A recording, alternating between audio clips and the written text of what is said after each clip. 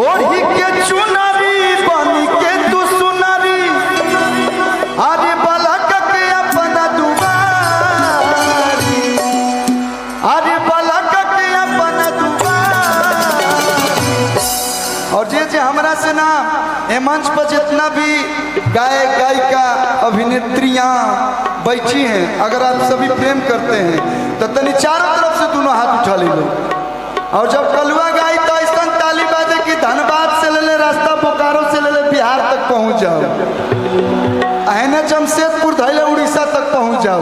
चारों तरफ से दोनों हाथ उठा के भैया कमाई हो तनी आ जाई तू, माई हो तनी आ जाई तू की बघावा की कही के सवारी। माई हो तनी आ जाई तू की बघावा की कही के सवारी। माई हो तनी आ जाई तू की बघावा के कही के सवारी। माई हो तनी आ जाई तू की बघावा के कही के सवारी। ओढ़ी के चुनरी बन के तू सुनरी, ओढ़ी के चुनरी बन के तू सुनरी, ओढ़ी के चुनरी बन के तू सुनरी बलक के अपना दुआरी अरे बलक के अपना दुआरी अरे बलक के अपना दुआरी। देखिए आजकल टेस्ट और वनडे का जमाना नहीं है, आजकल 2020 का जमाना है, आजकल अभिषेक शर्मा का जमाना है क्या जी, आजकल हार्दिक पांड्या का जमाना है। तो देखिए तनी मनी डांस आवेला हल्का फुल्का, हमारा देखिए हाउ सब डांस ना आवे। हमनी भोजपुरी के हर खानदानी कहीं डांस पर कमर वाला वही पर हमनी के 17-18 साल गुजर गई। तो तनी मनी आवेला अच्छा लगे तो चारों तरफ से ताली बाजी। तब माई हो तनी आ जाई, माई हो तनी आ जाई तू, माई हो तनी आ जाई तू।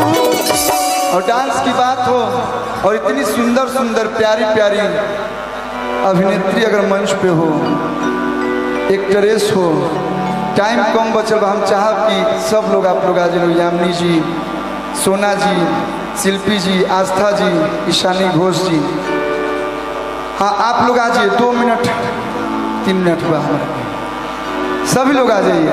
अब बस थोड़ा थोड़ा सुन जाइए कि माई हो तनी आ जाई तू,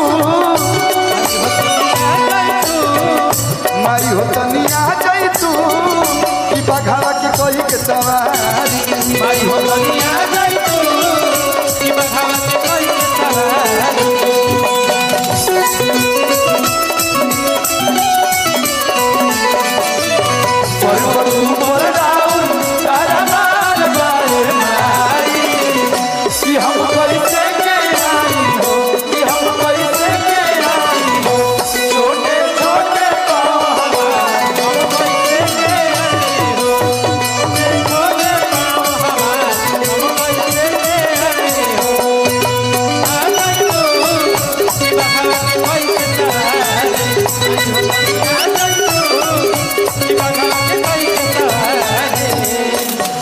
हमारे सुधीर भैया जो चवनिया मुस्की मारते हैं ना, हम सभी उसी पे फिदा है। आज बड़ी खुश बा लड़का की माई कहाँ आई है, रांची में। कहाँ भैया कि खुश बानी आज घरे अइबू हो, अब बघावा पर रांची में घूमइबू हो।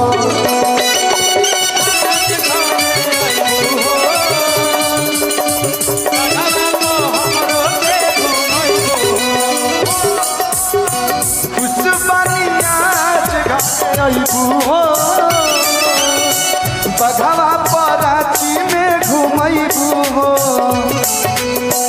और भैया माई के आशीर्वाद तो बोलहिन बा हमारा पर, सब लोग को बा।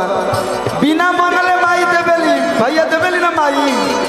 हम कुछ ना मांगी ना, जो ना उम्र में लड़का गोली खेल क्रिकेट खेल तो वही उम्र में माई मिल गई। तनी मनी उम्र बढ़ल, पैसा रुपया बंगला सब उम्र भाई शादी ब्याह टाइम से हो गई हमारा। माई के आशीर्वाद से वो बबुओ बरुआ लोग के आशीर्वाद से तो दुनिया में और कुछ ना चाहिए। माई बस सही हमार कृपा बरसोले रह भैया। लेकिन फिर लोग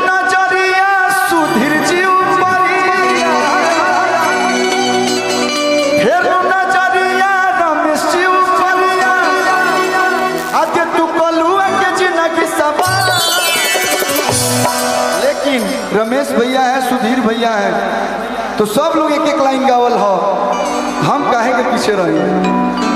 नरे नरे नरे नरे ना ना गए, हम गए हमारा रहते बोल रे भैया कवना बात के चिंता बा। 1 मिनट के लिए दोनों लोग आप लोग आ जाइए, एक एकदम गिन के 60 सेकंड के लिए। हमारा रहते बोल रे भैया, रास्ता खाली कीजिए, रमेश भैया और सुधीर भैया आ रहे हैं। कवना बात के चिंता बा भैया तोरा के, सॉरी रमेश भैया आ जाए। इतने हमारे प्यारे प्यारे भैया हैं, ये लोग के प्यार ऐसा बकी जा हो, मतलब क्या कहें, आ जाइए। हमारा रहते बोले भैया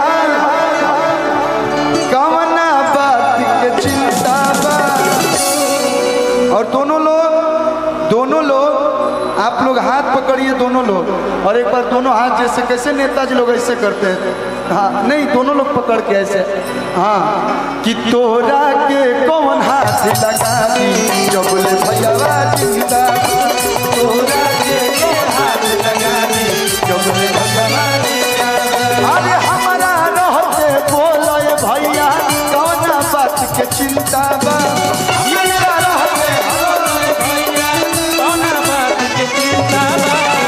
हम कौन है, हम रंगदार थोड़े नहीं ना रंगबाज हैं, तो गाय ना तो लोग पसंद कर ले, लेकिन भैया खातिर इनका रहते बोले भैया अरे कवना बात के चिंता बा। और रांची में ही ना पूरा हिंदुस्तान में रमेश भैया के क्यों कुछ बोल दियो, आप लोग का प्यार है तो कोई बोलता ही नहीं कि तहरा के हाथ लगा दी जो बोले बाघावा जिंदा, तहरा के हाथ लगा दी तहरा के हाथ लगा दी। भैया ये तो रमेश भैया के लिए था, एक लाइन आपकी इस्माइल के लिए कि मनवा में बसल बाटे अरे करे जमे में धसल हो।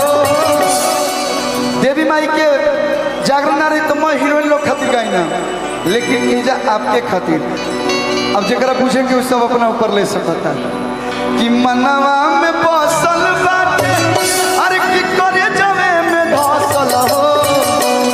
रमेश भैया बड़ा नीक लागेला सुधीर जी के हौसल हो, बड़ा नीक लागेला सुधीर जी के हौसल हो। हमार भोजपुरी का रणबीर कपूर इधर आओ भाई, शिव कुमार भिक्कू जी आप भी आ जाइए, सोना जी हैं, बाप रे है तना कलाकार, राजनंदिनी जी हैं, अनुपमा जी, करीना पांडे जी, सविता पांडे जी, पांडे सिस्टर, सनी भाई, निशा उपाध्याय, गुड्डू पाठक भैया, सब लोग के स्वागत बा। कि मनवा में बसल बा करे जब धसल हो, मनवा में बसल बा करे जब धसल हो, अब बड़ा नीक लागेला। हेलो हमनी के काहे खातिर आई ना जाके आप लोग के चेहरा पे मुस्कान आवे, हाँ तो बड़ा नीक लागेला भैया हम हमारा भैया लोग के हौसल हो,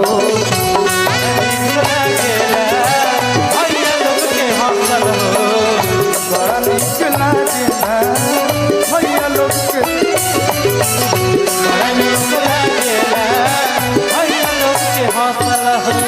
प्रेम से बोले सेना वाली मैया की जय।